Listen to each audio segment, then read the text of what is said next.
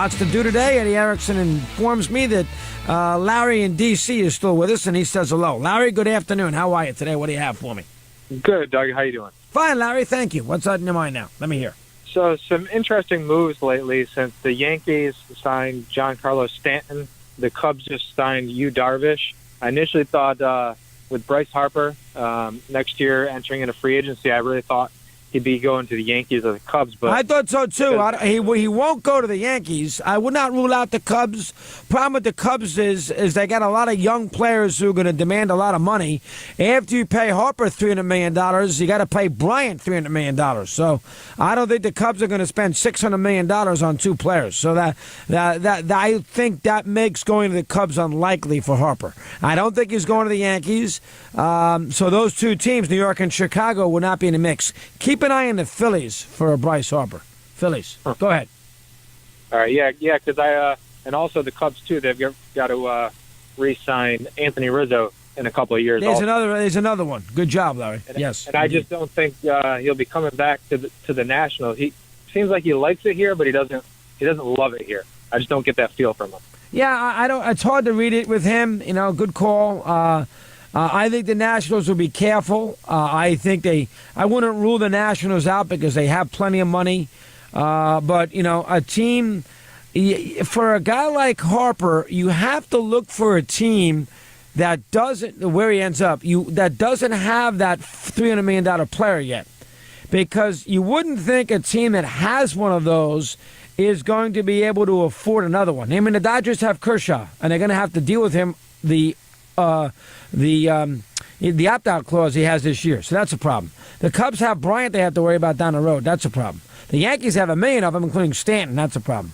The Red Sox have Price. They got to pay him $210 million. That's a problem. So you look for a team that got money, that has plenty of money, good resources, that has been down lately, and that might be in a situation where, under the right scenario, they're looking to rebuild, and a guy like Harper could be their centerpiece, and also a guy that's going to be there for 7. Remember, Harper's only 26 years old by the time he's a free agent.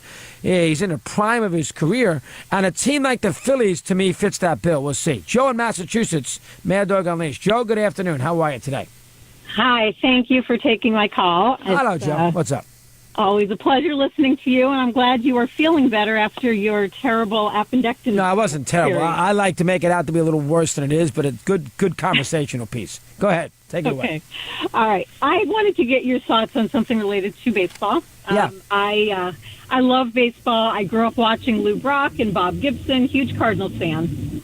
And I like it, not only for the game, but for the whole history, and just, I've spent many happy hours with my son, defending our picks of the all-time greats and coming up with our favorite teams. And the one pushback that I will sometimes get from people when doing this is a question of league quality. I know sabermetricians try to, with their metrics, sort of even the playing field and trying to take decade out of the equation and stadium out of the equation. And that's great. But I think they assume a certain league quality through the decades. And I've always assumed that. I always accept at face value that, each era has its own challenges and its own things that make it a little bit harder to play the game and its own thing that makes it easier to play the game. And you can argue that, the quality of player in one decade is such and such, but, they change the ball every 3 seconds. You're hitting a hard ball now, and you used to hit a pile of mush, decades ago when some of the older players were contending with issues like that. So I've always felt like those things sort of equal each other and that I can assume a certain sense of league quality through the decades, which allows me to compare, Ty Cobb with a current player or however we're going to do it. I'm just curious what your thoughts are on that issue, because it's really the only pushback that I get when trying to seamlessly move from decade to decade talking about this. I don't worry about it. I think there's way too much examination with it, Joe. I don't pay. Good call. I don't pay. A great player is good in any era. The ballparks in the old days, you can make an argument about, no minorities playing, which is a lot of people make that argument, which is very fair to make. but the ballparks are much bigger. A lot of people make no relief pitchers in the old days, so it was easy to hit. But, the sunlight was lousy. The gloves were small. The ballparks were gigantic. The travel was impossible. So, train, middle of the night, they drive go to the next city. So I think, to me, they kind of all even out a little bit. So I don't make that big a deal about it. I think sometimes science gets involved a little too much. I don't pay that much attention to it. A great player is a great player. I mean, I look a little bit at the ballpark. I look a little bit at the time frame, how good the team is. I might look a little bit about that, but for the most part, I don't. When I compare, I don't worry about it. I just do the comparing, and I don't get wrapped up in what the new math people would think. Bob in Portland. Robert, good afternoon. How are you today?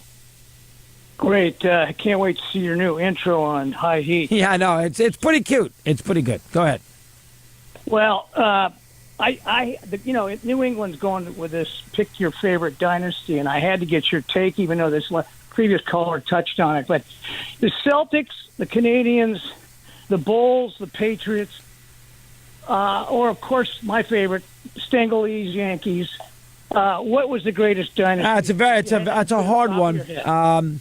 Because a lot of these dynasties involve franchises. The Canadians have won 1 million cups through a long period of history. It just wasn't one group of players who did it.